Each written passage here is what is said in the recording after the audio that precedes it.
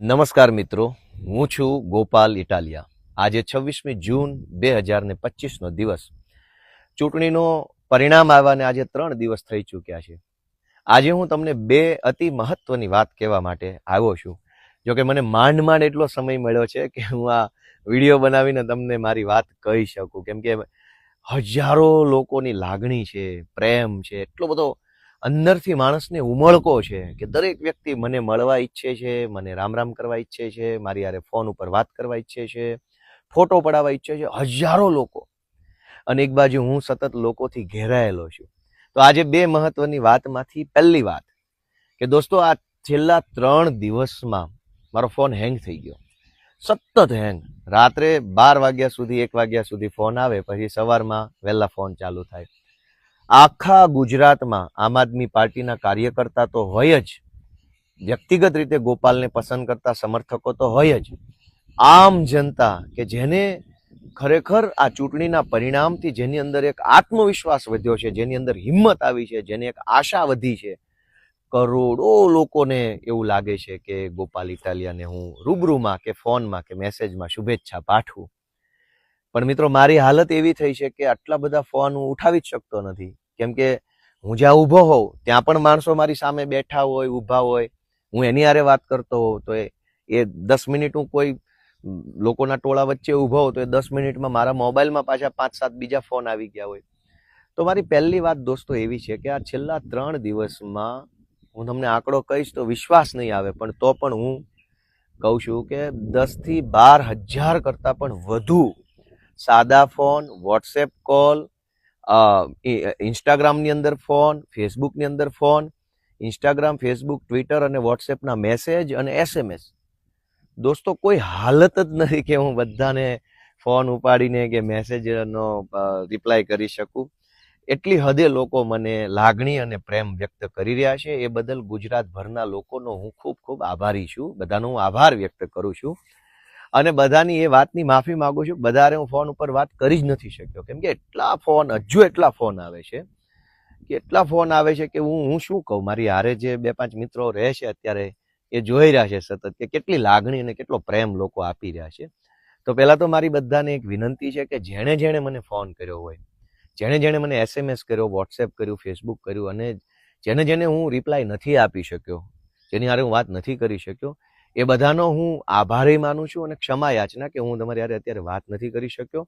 પણ તમે બધાએ જેણે જેણે લાગણી વ્યક્ત કરી, એ બધાની લાગણીને, બધાના પ્રેમને, બધાના આત્મામાંથી નીકળેલા સ્નેહને હું મારા માથે ચડાવું છું.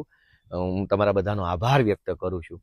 અનેક મિત્રો તો એવા છે કે જેણે 5-5, 10-10 વખત ફોન કર્યા હશે, અને કેમ કે એવું વિચારે કે પહેલી વાર કર્યો કામમાં હશે તો નહીં ઉપાડ્યો, બીજી વાર કર્યો, 5મી વાર કર્યો. પણ મિત્રો, એટલા ફોન આવે છે, 10-12 હજાર ઇન્કમિંગ ફોન વોટ્સએપમાં અને નોર્મલ મેસેજમાં 3-4 દિવસમાં. તો એ શક્ય નથી કે બધાને યારે હું અત્યારે ચર્ચા કરી શકું, બધાને હું આભાર વ્યક્ત કરી શકું. એટલે હું આ જાહેર આભાર વ્યક્ત કરું છું. મારાથી તમારી યારે વાત ન થઈ હોય તો દરગુજર કરજો. અને બધાને મારી વિનંતી છે કે હવે તમારી લાગણી મારા સુધી પહોંચી ગઈ છે.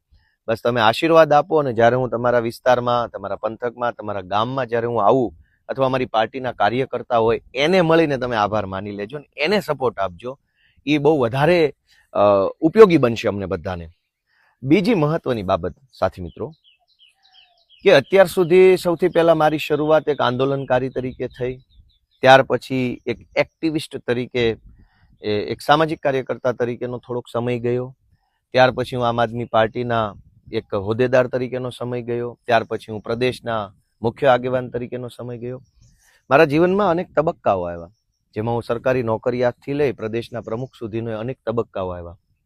મિત્રો, આપણે ત્યાં એવું કહેવાય છે કે જે ઝાડ ઉપર ફળ આવે એ ઝાડ નમી જાય, એ ઝાડ ઝૂકી જાય. આજે હું મારી બીજી જે મહત્વની વાત છે એ કહેવા માંગુ છું કે ગુજરાતના કરોડો લોકોએ સીધી રીતે કે પરોક્ષ રીતે મને સમર્થન કર્યું છે, પ્રેમ આપ્યો છે, આશીર્વાદ આપ્યો છે. અને વિસાવદર, ભેસાણ, જુનાગઢ તાલુકાની જનતાએ મત આપી અને મને એક મોટી ભૂમિકા સોંપી છે. એટલે કે હવે મારી જવાબદારી, મારી ભૂમિકા બદલાઈ ચૂકી છે. હવે હું આંદોલનકારી નથી કે હું હવે એક્ટિવિસ્ટ નથી, પણ સમાજનું પ્રતિબિંબ ગણાતો એક ચૂંટાયેલ નેતા છું.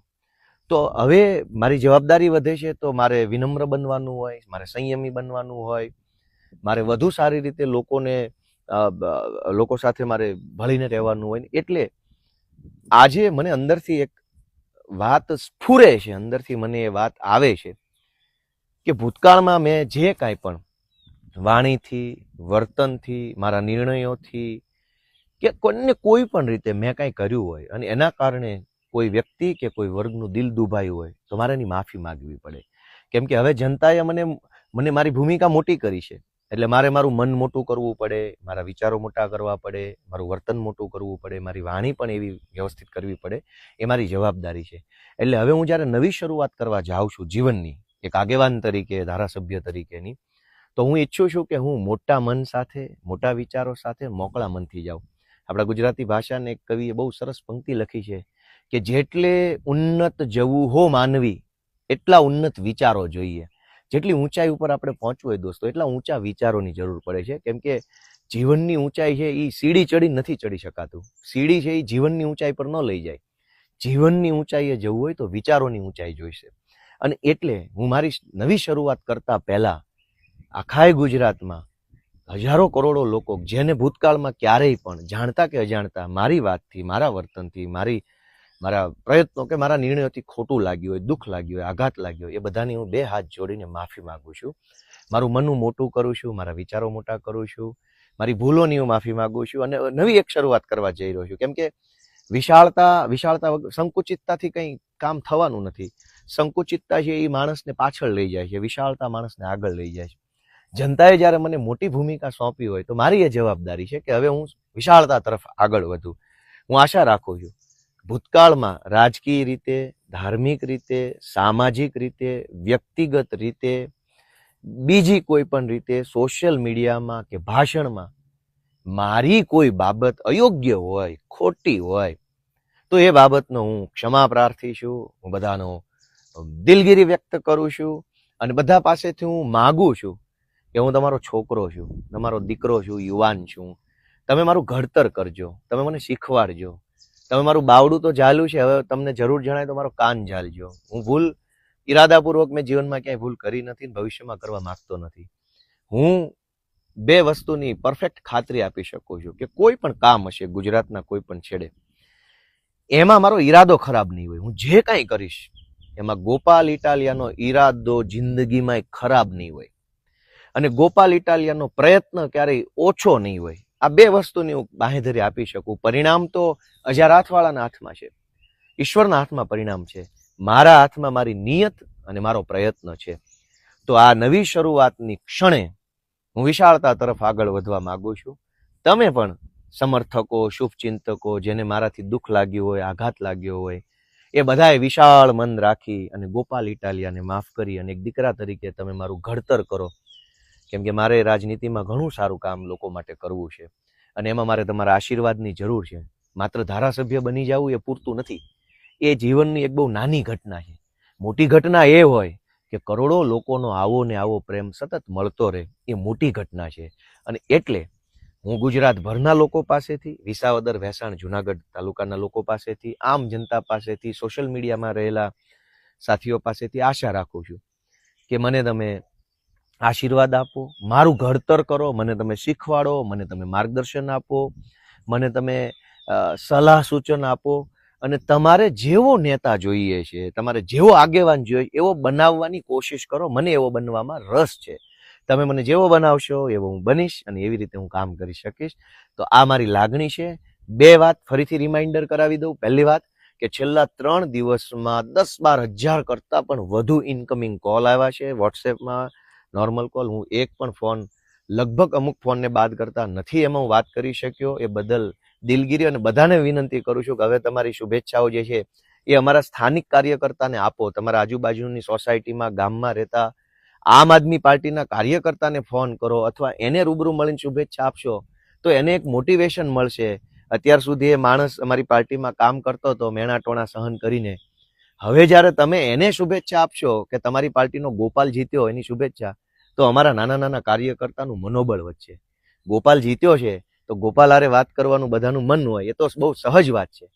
પણ એ જીતની અંદર જેણે એક સૈનિક તરીકે ફાળો ભજવ્યો છે, તમારે બધાને મારી વિનંતી છે કે તમે જેટલા ફોન કરો છો એ બધા ફોન અમારા કાર્યકર્તાઓને કરો, એવી મારી લાગણી છે. અને બીજી વાત કે હવે વિશાળતા તરફ આગળ વધું છું. ભૂતકાળની મારી કોઈ પણ નાની મોટી ક્ષતિ હોય, જાણતા કે અજાણતા થયેલી ભૂલ હોય, એની હું માફી ચાહું છું.